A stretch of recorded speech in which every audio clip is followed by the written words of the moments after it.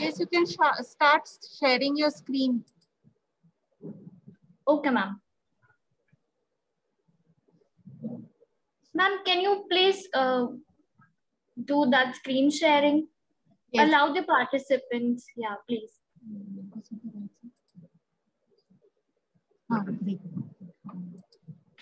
Allow participants.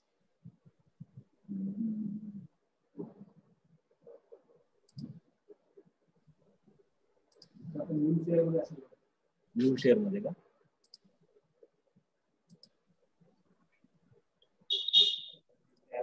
केलं होतं participants हाँ पार्टिसिपेंट्स मध्येच येतो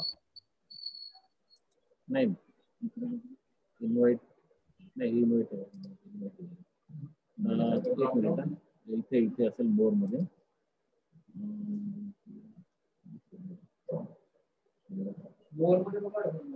हा इथेच चाललं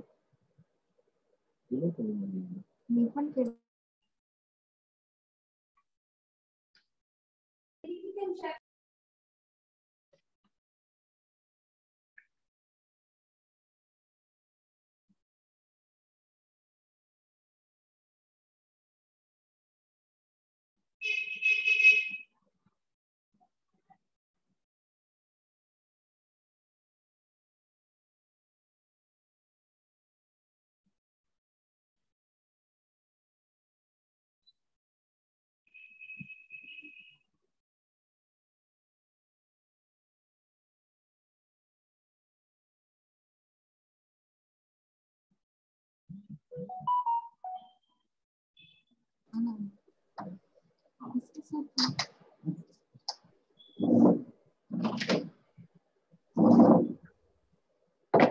Ma'am, can you see the screen? Yes, yes. The PPT is visible, you are audible, you can start sharing, you can start your presentation. Okay.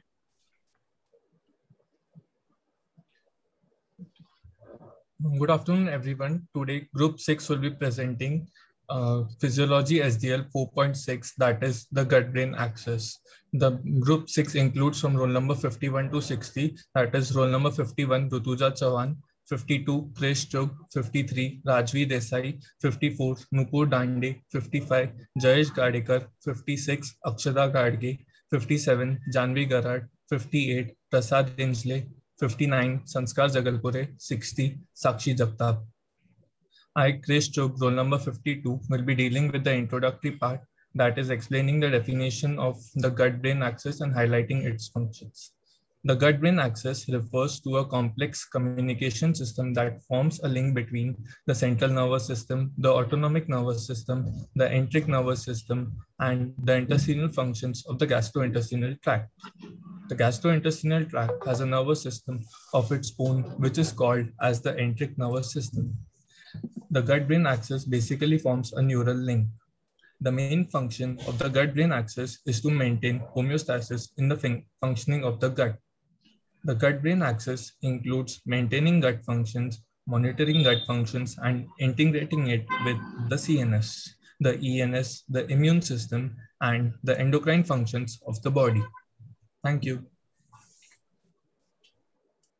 Good morning, everyone. I am Nupur Dhande, roll number 54, and I will be describing the intrinsic innervation of the enteric nervous system. So our gastrointestinal tract has a nervous system of its own known as the enteric nervous system. It runs in the wall of the gut from the esophagus to the anus. It is composed of two plexus networks. The first is the outer myenteric or the Auerbach's plexus, and second is the inner submucosal or the Meissner's plexus. There are nervous connections also present between these two plexuses, and the nervous system contains more than 100 million neurons, which is why it's also known as the little brain. So first is the outer myenteric plexus. It is situated between the longitudinal and the circular smooth muscle layer of our tract. Its main function is to regulate the peristaltic waves that move the digestive products from the oral to the anal end. The myenteric plexus is a must for the peristalsis to occur. For example, if a patient is treated with the drug atropine, Then which paralyzes the cholinergic nerve endings of the mandric plexus. This blocks the whole peristaltic movement or reduces it to minimal in the whole gastrointestinal tract. Its other functions include that it increases the intensity of rhythmic contractions, it increases the tone of the gut of the wall, and it also can increase the velocity of the conduction of excitatory waves along the gut wall. Second is the inner submucosal plexus. This is situated between the submucosal layer and the circular smooth muscle layer. It is more involved with the local conditions controlling the contraction of the submucosal muscle, the local intestinal secretion, and the local absorption. These are mainly sensory in function and are composed of excitatory neurons. So the enteric nervous system uses over 30 neurotransmitters to maintain its function. And one fact is that the enteric nervous system is able to function on its own without the extrinsic nerve control. For example, if a vagus nerve is damaged, the enteric nervous system is still able to continue its function. This is because in the enteric nervous system, there's the efferent, afferent, and the interneurons present, which allows the system to carry out the reflexes and act as an integrating center in the absence of any central nervous system's inputs. Thank you. Good afternoon, everyone. I am Rituja Chavan, roll number 51, and my topic is extrinsic innervation of enteric nervous system. It is under the autonomic nervous control and it consists of two components. First is parasympathetic autonomic innervation and second is sympathetic autonomic innervation. In this figure, we can see in medulla, cranial parasympathetic fibers originate and it pass through vagal nerve and supply to the esophagus, stomach, small intestine and upper half of the large intestine. And in sacral spinal cord, sacral parasympathetic fibers originate and it pass through the pelvic nerve to the hypogastric ganglia as the postganglionic fiber. The sigmoid, rectal and anal regions have spatial rich supply of the parasympathetic fiber and that function in the defecation reflex.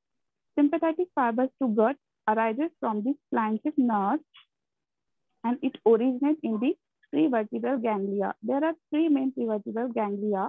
The celiac ganglion, second is the superior mesenteric, and third is the inferior mesenteric. The celiac ganglion supply to the smooth muscle and the blood vessel within the intestinal wall. Parasympathetic innervation. Parasympathetic stimulation increases the activity of enteric nervous system. Parasympathetic cholinergic nerve fiber releases acetylcholine, and by depolarization of smooth muscle membrane, it produces contraction of GIT musculature. Parasympathetic nerves to GIT. First one is the vagus. Its site of collector cell is a dorsal nucleus of 10th nerve, and site of ganglion cell is a mesenteric plexus and mesenteric plexus.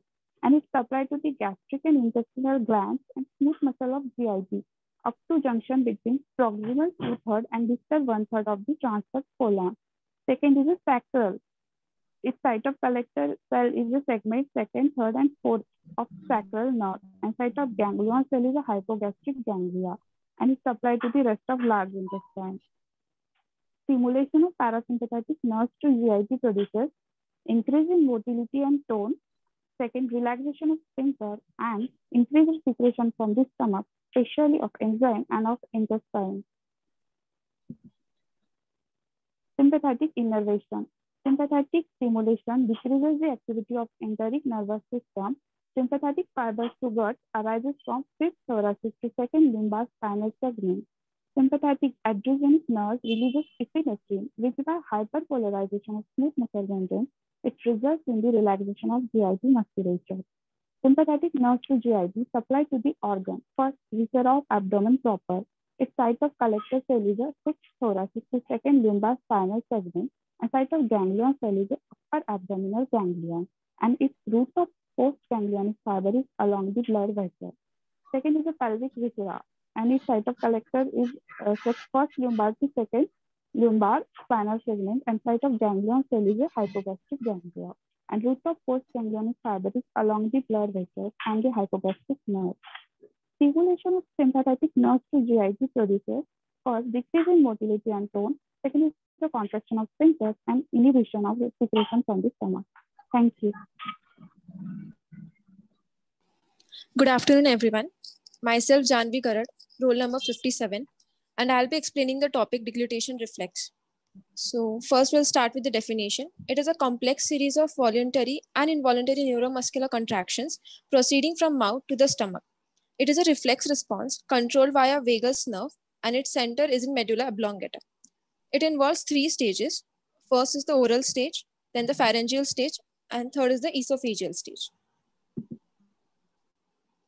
Then there is nervous control and deglutition. So first the oral stage, the center lies in medulla oblongata. The afferent nerve is supplied to is the trigeminal nerve, then the glossopharyngeal nerve and vagus nerve. And the efferent nerves include trigeminal nerve, facial nerve, glossopharyngeal nerve, vagus nerve, hypoglossal nerve. Then there's a response to the oral stage includes anterior part of the trunk is retracted and depressed. Then posterior part is elevated and retracted against the hard palate. Positive pressure is created at posterior part and food moves into pharynx. So it can be summarized as food is rolled posteriorly into the pharynx along the posterior pharyngeal wall, soft palate and epiglottis. Then the pharyngeal stage, its center lies in the swallowing center present in lower pons and medulla oblongata. The afferent nerve which supplies it is trigeminal nerve and the glossopharyngeal nerve. Efferent nerves include trigeminal nerve, glossopharyngeal nerve, vagus nerve, and hypoglossal nerve. Then its response is contraction of pharynx, stretching of esophagus due to upward movement of larynx, and there is opening of upper esophageal sphincter. Thus, the bolus moves into esophagus, and it also stimulates swallowing receptor areas all over the pharynx and initiate a series of autonomic pharyngeal muscular contraction. Then the esophageal stage, its center also lies in the swallowing center, and afferent nerve and efferent nerve is only the vagus nerve. The response is initiation of peristalsis and relaxation of lower esophageal sphincter. Normally, esophagus exhibits 2 types of peristaltic movement, that is primary and secondary peristalsis. Primary peristalsis is simply a continuation of peristaltic wave that begins in pharynx and spreads into esophagus during pharyngeal stage of swallowing.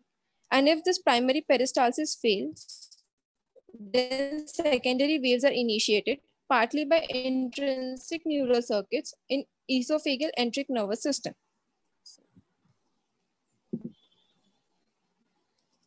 Then the disorder that is related to the deglutition reflex.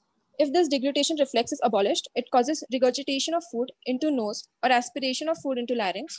It is seen by lesions involving nerves to medulla, that is the glossopharyngeal nerve or the vagus nerve, and by anesthetizing the pharynx. Incompetence of lower esophageal sphincter causes reflux of acid gastric contents into esophagus, producing heartburn or esophagitis. That is called gastroesophageal reflux disease. This can lead to ulceration and stricture due to scarring. Thank you. Good afternoon, everyone. I, Rajvi Desai, roll number 53, will discuss the topic of defecation and defecation reflexes. So, defecation is the elimination of fecal matter out of the body. It is also called as bowel elimination. The fecal matter, which is formed in large intestine, is stored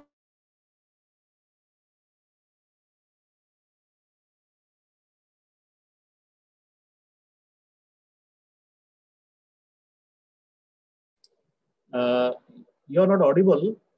Please check your mic, please. Rajvi? Rajvi, you are not audible now.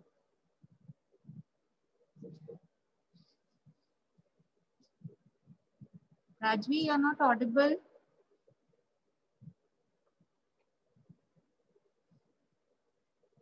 Any problem there?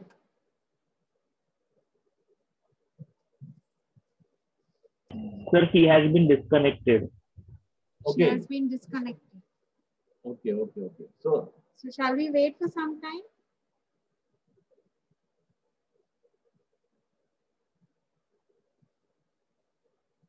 okay, any other from the group, if he likes to continue that slide or ask her to rejoin.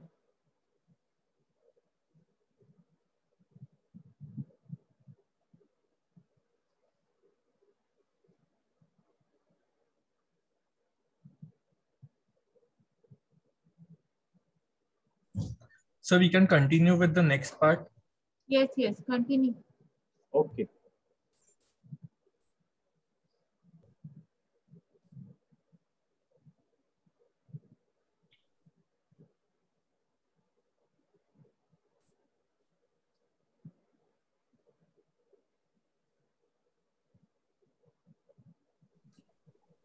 Good afternoon, all of you. I am Jayesh Gadekar, roll number 55.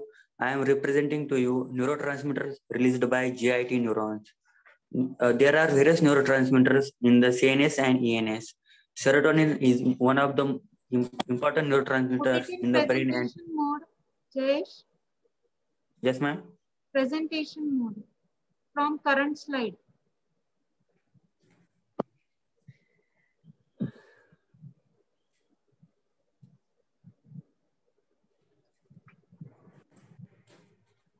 Yes. Yes. Start. Serotonin, that is the 5-HT, abbreviated form of 5-hydroxytryptamine, is an important neurotransmitter within the brain and ENS.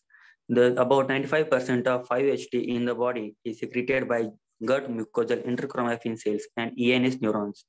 Spore-forming bacteria in the gut promote serotonin biosynthesis from enterochromaffin cells. The function of serotonin.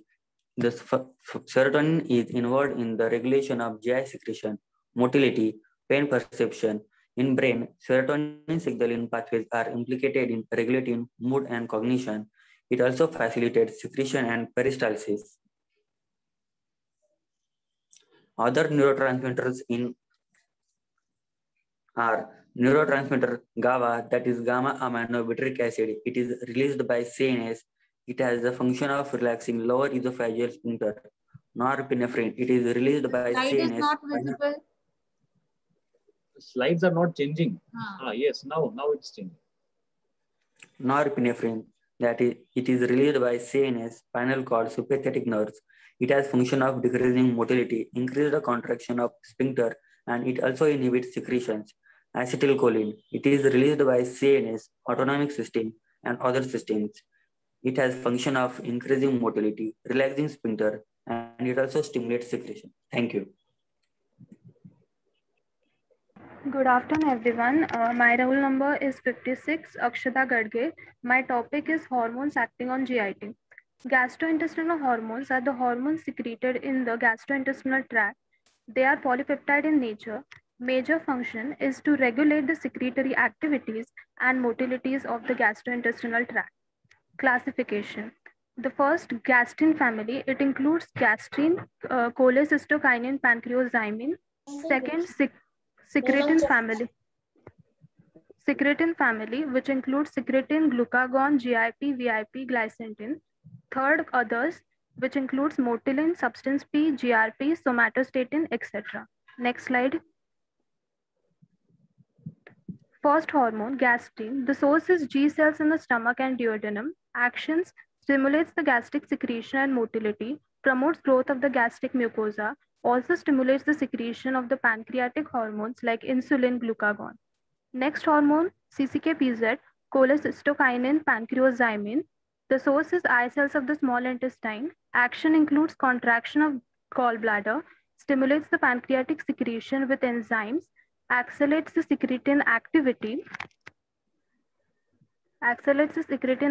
and inhibits the gastric motility emptying. Postprandial release of the CCK-PZ activates intestinal feedback through vagal to control the gastrointestinal functions such as short-term inhibition of the gastric emptying and acid secretion, and suppresses the hunger. Gastric inhibitory peptide, GIP, source is K cells in the duodenum and jejunum. Actions include stimulates the insulin secretion and inhibits the gastric secretion and motility. Next slide. Next hormone is secretin, which was the first hormone discovered. The source is S cells of the small intestine. Action includes stimulates the secretion of watery and alkaline pancreatic secretion, inhibits the gastric secretion and motility. It also increases the biliary bicarbonate ions. Vasoactive intestinal polypeptide, VIP. The source is from the neurons in the mucosa, small intestine, and large intestine. It is responsible for dilating the peripheral blood vessels, inhibits the SCL secretion in the gastric juice, stimulates the secretion of pancreatic bicarbonate, relaxes smooth muscles of the intestine, and it also increases the action of acetylcholine on salivary glands. Substance P, it is found in the brain and endocrine nerve cells in the GIT. It is responsible for increasing the movements of the small intestine. Next slide. Next hormone is motilin. Source is M0 cells in the stomach, intestine, enterochromatin cells in the intestine. It causes the contraction of the intestinal smooth muscles and regulates the intestinal motility during digestive phase. Somatostatin is from the hypothalamus and delta cells in the pancreas, stomach, and small intestine. It is responsible for inhibition of the secretion of growth hormone, pancreatic juice, GIT hormones, and is also responsible for inhibiting the gastric secretion and motility. Next hormone is ghrelin, which is secreted by the stomach and brain. It is promoting the growth hormone release and induces appetite and food intake. Gastric releasing peptide, GRP, it is present in the vagal nerve endings, which terminate on G cell, and it is responsible for increasing in gastric secretion. Thank you.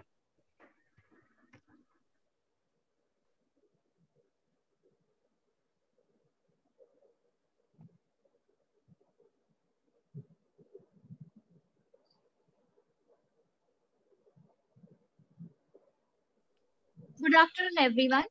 I, Rajvi Desai, roll number 53, would like to present the topic of defecation and defecation reflexes. Defecation, it is the elimination of fecal matter out of the body. It is also called as bowel elimination. The fecal matter, which is produced in large intestine, is stored in the sigmoid colon. It is expelled out of the body through anus, which is guarded by two sphincters. First, internal anal sphincter, which is several centimeters long and has a thickened lining of circular smooth muscle. This is innervated by parasympathetic nerve fibers.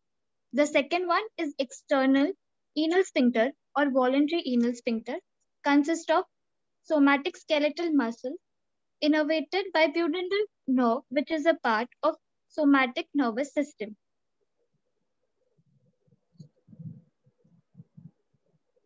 Defecation reflexes. There are two types of defecation reflexes. First, intrinsic defecation reflex, which is mediated by ENS, also called as enteric nervous system, present in the rectal wall. Feces which enters the rectum causes the distension of the rectal wall. The stretch receptors present in the rectal wall act as a receptor. This initiates efferent signals which terminate in the myenteric plexus. The myenteric plexus over here acts as a center. Motor signals are given to the smooth muscle cells of the descending colon, sigmoid, and the rectum so that a peristaltic wave can be generated and the fecal matter reaches towards the anus. This leads to the relaxation of internal anal sphincter and hence defecation occurs. The second is parasympathetic defecation reflex. It is mediated by parasympathetic pelvic nerve. The feces enters the rectum wall. The stretch muscles receives the signal, initiates the sensory fibers to terminate in the S2 to S4 segment of the spinal cord. The S2 to S4 segment of the spinal cord acts as a center. Pelvic parasympathetic nerve carries the impulse towards the smooth muscle cells of descending sigmoid and rectum so that a peristaltic movement can be generated and fecal matter reaches towards the anus. This leads to the relaxation of internal anal sphincter. If at the same time there is relaxation of external anal sphincter, then defecation will occur.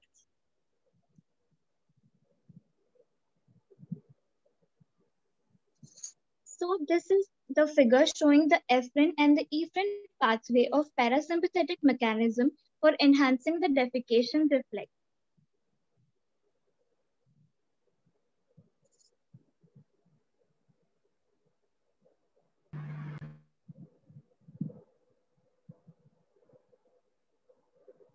Let's come to the applied part of defecation. The common problem is fecal impaction. This is the prolonged retention and buildup of feces in the rectum. Feces can be hard or putty-like in this condition, which is caused due to constipation. The symptoms are liquid seeping from anus, abdominal pain, nausea, loss of appetite, abdominal distension, and the rectal pain. The treatment for this could be digital removing, which is basically shown in this diagram. And the second treatment could be oil retention enema. Thank you.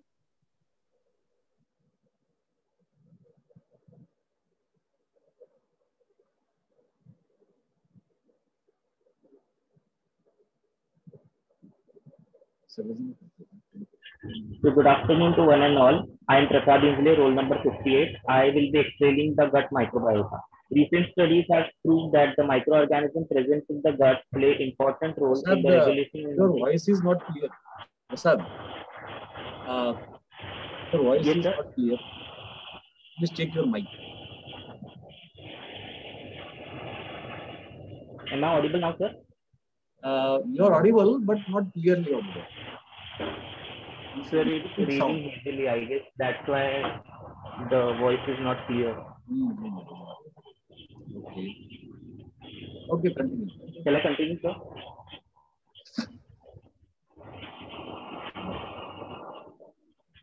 Continue.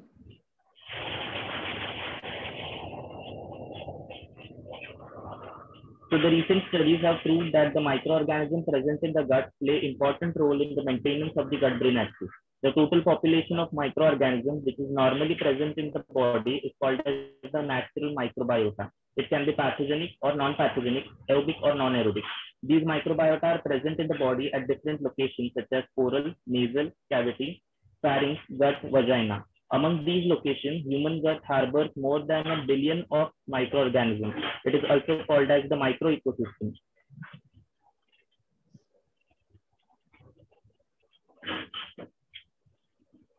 Here are certain examples of the microorganisms occurring in different parts of the gut. The stomach harbors Streptococcus and Helicobacter. Bacteroids and Lactobacillus are present in the small intestine. Colinchella, fecal bacterium, Clostridium, and Ruminococcus are present in the large intestine.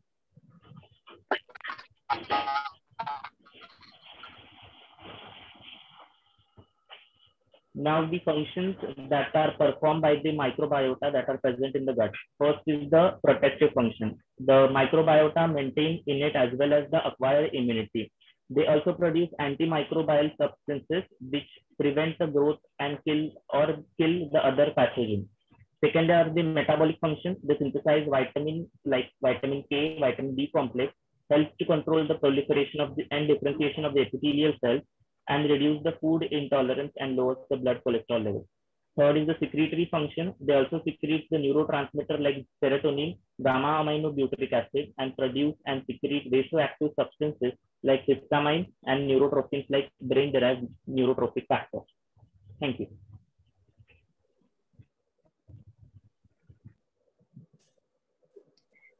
Good afternoon, everyone. Myself, Sakshi Jagtap, roll number 60. I'll be explaining the applied physiology of GIT. A very common disorder of GIT is irritable bowel syndrome. Firstly, it is known as syndrome because it is a group of symptoms which is not traceable to a single cause. IBS is generally associated with abdominal pain and change in the bowel habits. It mainly affects adults and more in females. It is commonly diagnosed GIT disorder. It is mainly of 3 types. IBS with diarrhea, where the patient experiences loose watery stools that occur frequently than usual. IBS with constipation, where the person doesn't pass bowel movements for more than a couple of days. And mixed stool IBS, where diarrhea and constipation keep alternating. The causes of IBS are dysregulation in HPA axis, that is hypothalamic pituitary adrenal axis, dysfunction of gut-brain axis, post-infectious changes in gut microbiota, and abnormal serotonin level, as serotonin level controls the motility of smooth muscles in GIT. The symptoms of IBS include abdominal pain, diarrhea, constipation, bloating, that is buildup of gas and stomach, and food intolerance. Emotional symptoms also include depression and anxiety. Next slide. Diagnosis of IBS. IBS cannot be diagnosed with any special test, but it is mainly diagnosed based on the symptoms. But blood test, stool sample test, and further tests can be done to exclude chances of severe diseases. Treatment of IBS. There is no treatment for IBS as such, but there can be ease of symptoms. IBS tends to last for lifetime, and the symptoms often come and go. It doesn't shorten the lifespan anyway. So the treatment include antidiarrheals for diarrhea, laxatives for constipation, antidepressants, and painkillers. But if the patient suffers from mixed stool IBS, where diarrhea and constipation keep alternating, the drug therapy cannot be useful, as antidiarrheals and laxatives will have opposite actions. So the best treatment for IBS is diet, which includes less in carbohydrates and sugars, which the body cannot easily digest, reduce stress, and regular exercise.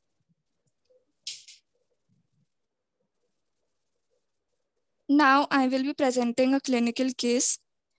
A 47-year-old female complained about pain during swallowing from 6 months, weight loss, coughing, vomiting, and chest pain. The symptoms included dysphagia, that is difficulty in swallowing, heartburn, especially behind the sternum, coughing at night, regurgitation, that is backflow of food from esophagus to mouth, and weight loss.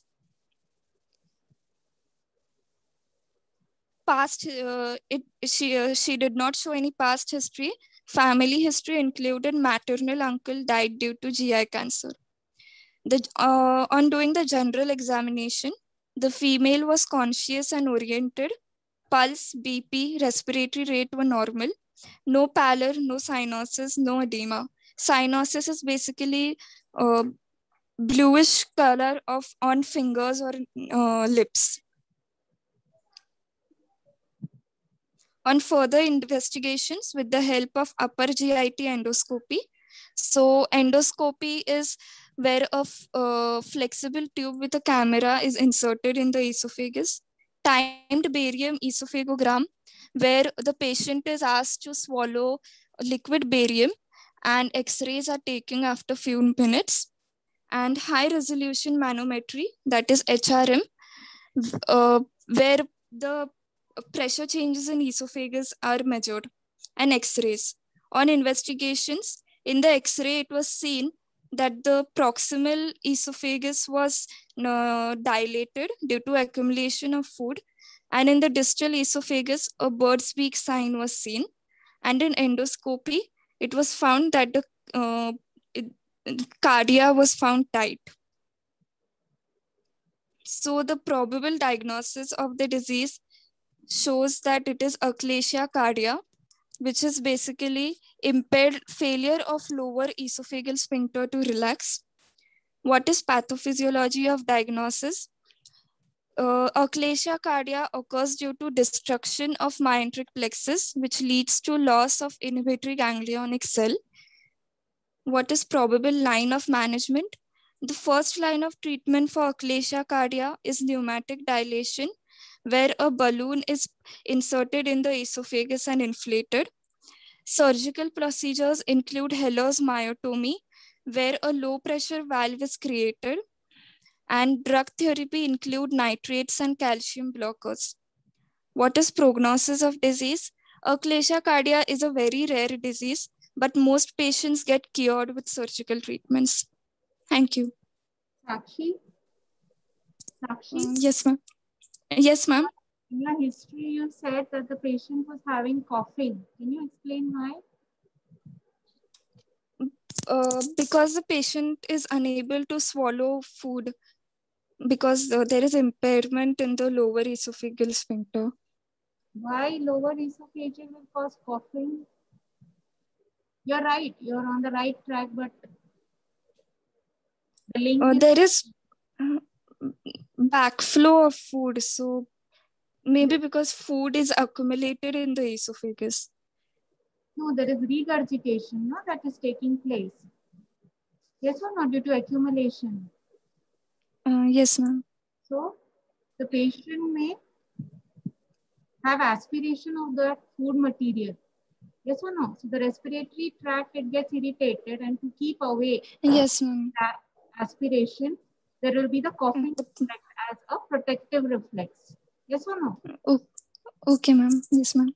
Yes, and the appearance is called as rat tail appearance. Okay, in the X-ray? Yeah, in the X-ray or in the barium meal also, it is called as rat tail appearance. Okay? Okay, ma'am. Yeah. Very nice. Thank you. Proceed.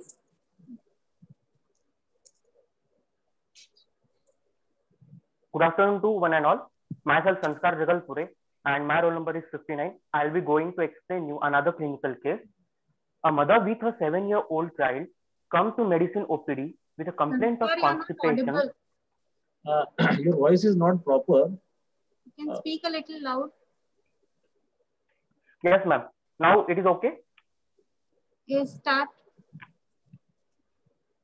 Okay. Myself Sanskar Jagalpure and I'll be presenting you another clinical case and my roll number is 59. A mother with her 7-year-old child come to medicine OPD with a complaint of constipation, fever and vomiting, and the symptoms included were intestinal obstruction. That is a condition in which digested material is prevented from passing normally through bowel, growth failure, unexplained fever, bowel control problem, severe vomiting. Intestinal obstruction cannot be a symptom. What will the mother say? Okay. What will she complain? That he is not passing stool. Yes or no? Yes, ma'am. Or there is abdominal distension. Okay, symptoms are all those that the patient complains of, and signs are what we find in the patient.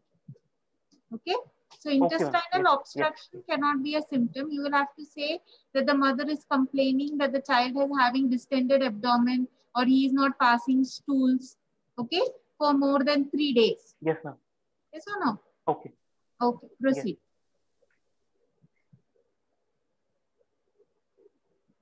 Next slide. Past history, that constipation at irregular intervals, family history. Yes, ma'am. This constipation at regular intervals is the right word. Okay. Regular. Yeah. Constipation at irregular intervals is the right word that you should have used in symptoms also. Okay. That is correct. Okay, ma'am. Okay. Yes. Yeah.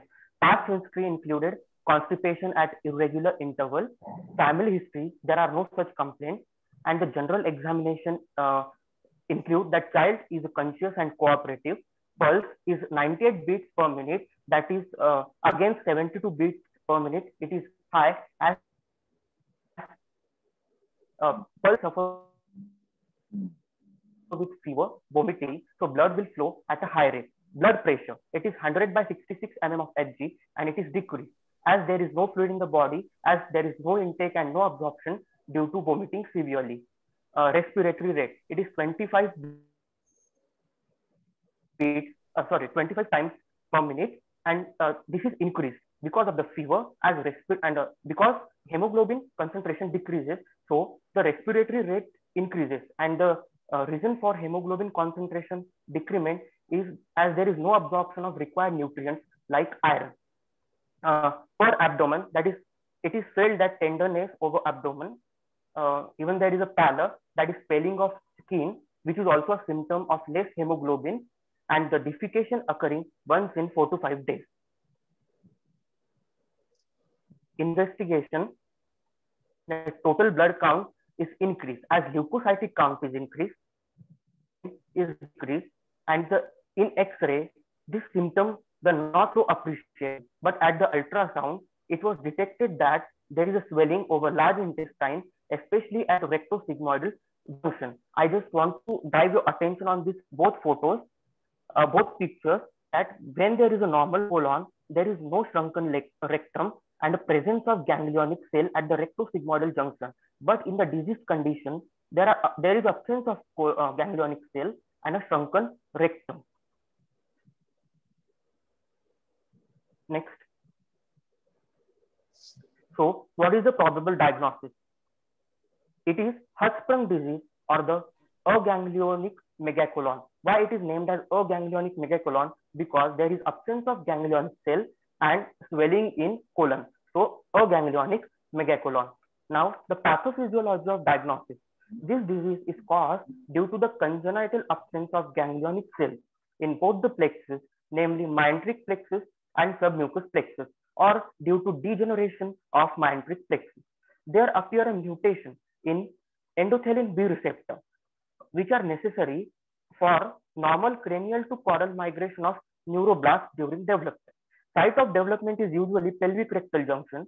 There is a blockage to peristalsis and mass contraction. Therefore, feces pass the aganglionic segment with a difficulty and accumulate in large intestine. Enteric nervous system is derived from vagal segment of neuronal crest, which migrate along vagus nerve to enter foregut. This aganglionic segment remain in a tonic state, which is a reflex causing immobility or state of inactivity in animals, leading to failure in peristalsis and intestinal movement. Feces in the rectum fail to trigger relaxation of internal anal sphincter due to aganglionosis. Accumulation of feces in rectosigmoidal region is responsible for functional obstruction, which is cause of many symptoms. This stasis is a slowing or the stoppage of normal flow of bodily fluid, can lead to bacterial proliferation and subsequent complication of Hirschsprung's enterocolitis, which is an inflammation of digestive tract involving small intestine and colon. If not recognized early, this can lead to sepsis and death. Sepsis, it occurs when chemical released in bloodstream to fight infection trigger inflammation. Here, what is the probable line of management? So probable line of management, initial management would be antibiotic and the bowel decompression. The only definitive treatment of this disease is surgery. It involves resecting the aganglionic section of bowel or pelvic rectal junction and anastomizing the cut ends. Some complications arise from surgery like enterocolitis and constipation. And what is the prognosis of disease? The long-term prognosis is generally positive, with many patients acquiring fecal continence. Outcome is usually dependent on aganglionosis with longer section correlating with increasing complication. So here in this picture, there is child showing bilious vomiting, which means it is a sign of intestinal obstruction, mainly in newborn. Delayed passage of meconium, that is excretory substance of baby, and abdominal distension is a common sign.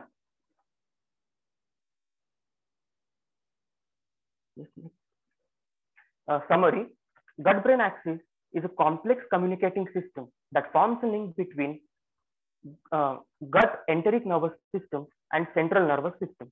Gut microbiota is considered as third pillar of gut-brain axis, which regulate activity of gut-brain axis. The gut microbiota secrete neurotransmitter, neutrophin, and vasoactive substance, which regulate the activity of brain. They also secrete vitamins and antimicrobials for regular activity of GIT, brain or the CNS, regulates the gut activity through neuronal, immune, and endocrine substance. Any dysfunction or the imbalance between these three factors can lead to disorder like achalasia cardia, irritable bowel syndrome, and the Hirschsprung disease. Bibliography. These are some of the books and websites what we have used for this presentation. And thank you so much for your cooperative listening. Thank you. Okay, so you all have presented very nicely. The presentations, the slides were very nice. I think you have studied it through and through. But in gut-brain axis, two main points need to be included. One is the diurnal variations. Okay, and second is the emotional, the impact of emotions on the gut axis. Okay, it's peristalsis. Okay, it's secretions. So that also is a point that needs to be included in the gut-brain axis. Otherwise, the presentations were very nice. The students were also very confident and all the aspects were covered nicely. Dr. Wagmade sir can elaborate further. Okay. Good afternoon. A nice presentation by all the students and including the applied aspects also. And also important is the case discussion. That is the important part, which is applied physiology. Just I want to ask Sanskar that from where you have taken the case of this Hirschsprung disease, have you referred some book or any article? No, sir. No, sir. I have made it myself with help of my father. Okay. Yes. Good. No problem. Okay, nice presentation. And thank you all of you being the part or taking active participation in this session of SDL. Okay, so we end the session here. Okay.